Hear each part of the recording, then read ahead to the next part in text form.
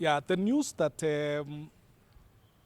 two criminals two criminals were arrested yesterday that are suspected to have been heavily involved in the raids that have happened in the recent past, robberies that have happened in the recent past in Marikat, in Sandai, in Koryema, and its environs. That two criminals were arrested yesterday and one criminal arrested today, bringing them to a total of 3. It's a welcome development. The news that these 3 criminals are now in custody is indeed a welcome development. And that they were arrested with their gadgets, and in those gadgets we have been able to see the grim evidence of Selvi, with the AK-47, with the new currency flying everywhere. We have seen all that all over the place.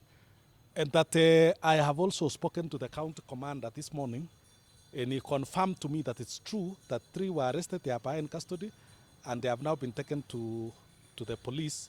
Maybe they will be asking for more time as they do more investigations. And they even try to get squeeze more information from these particular 3 criminals. That to us is a welcome development. You will remember that on Sunday, I actually asked the county security team and the sub-county security team to move swiftly.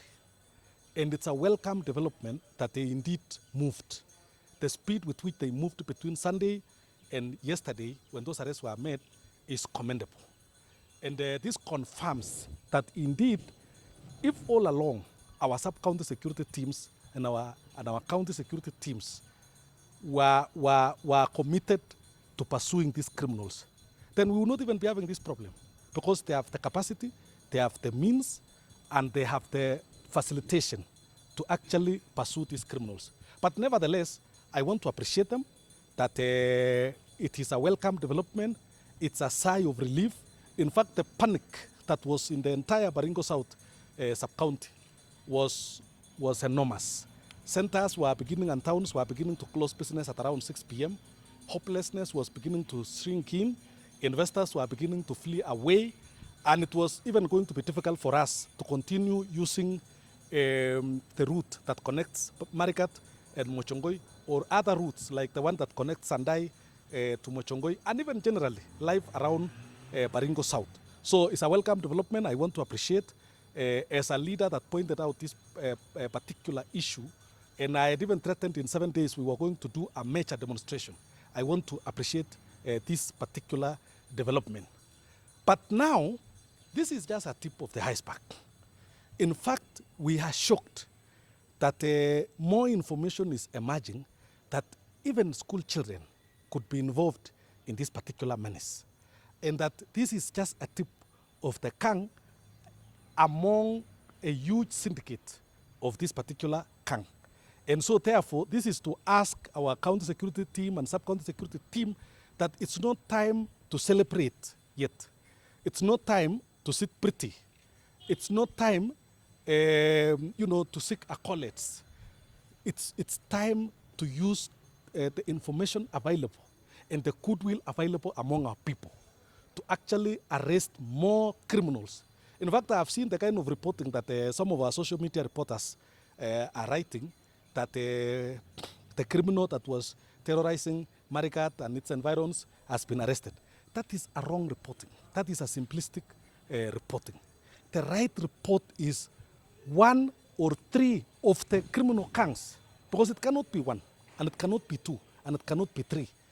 There's no way that only 3 criminals would have the courage and muster the courage to actually infiltrate and frustrate an entire town like Marikat. So let's not celebrate on this one. We appreciate the effort. We appreciate the commitment, particularly the county security team, particularly the county commander here and the county commissioner here. We appreciate you. We have seen your commitment. I have seen the county commissioner personally going to chair Parasas in Marikat. That's a welcome development, my brothers and sisters who are in charge of the county security team here. but we still want to see the same commitment from our sub-county security team, particularly a man called the DCC. The kind of commitment we have seen from the DCC, from the county commissioner here, is the same commitment by the DCC we want to see from you. And we are watching you keenly. You know, this is a government that we expect everybody to be accountable.